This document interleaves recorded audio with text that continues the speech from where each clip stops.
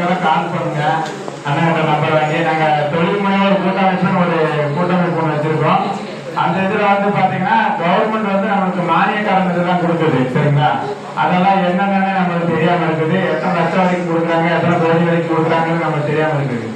சரிங்களா? அதெல்லாம் நீங்கள் தெரிஞ்சுக்கங்க. தெரிஞ்சுக்கிட்டு உங்கள் அப்பா அம்மாட்டெல்லாம் சொல்லுங்க. சொல்லி தொழில் பண்ணுறதுக்கான முயற்சி எடுத்து தொழில் ரீதியாக முன்னேறதுக்கான இதில் வாங்க. அதே மாதிரி மகளிர் குழு இதெல்லாம் இருக்குதுல்ல, அதுல இருந்து நிறைய நீங்க எதாவது தொழில் பண்ணணும்னா அதுக்கு பயிற்சி எல்லாம் கொடுக்குறாங்க. அதெல்லாம் உங்களுக்கு தெரியுங்களா? அது அந்த பயிற்சி வாங்கி நீங்க தொழில் ஆளராக இல்லாம தொழில் முனைவோரா முதலாளியா வர்றதுக்குண்டான முயற்சிகள் எடுங்க. சரிங்களாக்கா?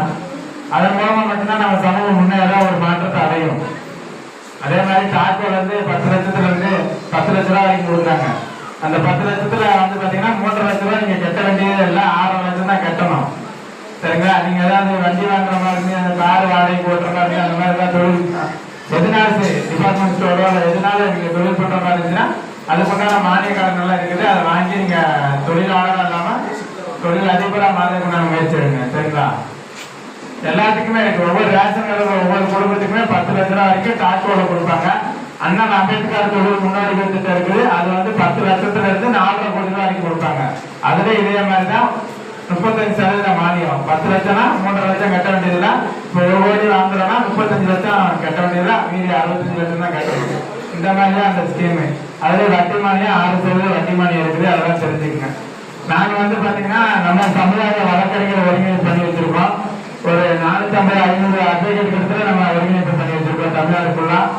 எங்க ஏதாவது பிரச்சனை அப்படின்னா அந்த பகுதியில கட்சி தலைவர்கள் மட்டும் இல்லாம நம்ம சமுதாய வழக்கறிஞர்களும் போய் அந்த பிரச்சனையை கையில் எடுத்து நம்ம எல்லாம் தொடர்ந்து பண்ணிட்டு இருக்கோம். சரிங்களா? ஏதாவது தேவைன்னா கூப்பிடுங்க. கட்சி உருவாக்கியுள்ள அண்ணனுக்கு ரொம்ப நன்றி தெரிவிச்சுக்கிறேன்.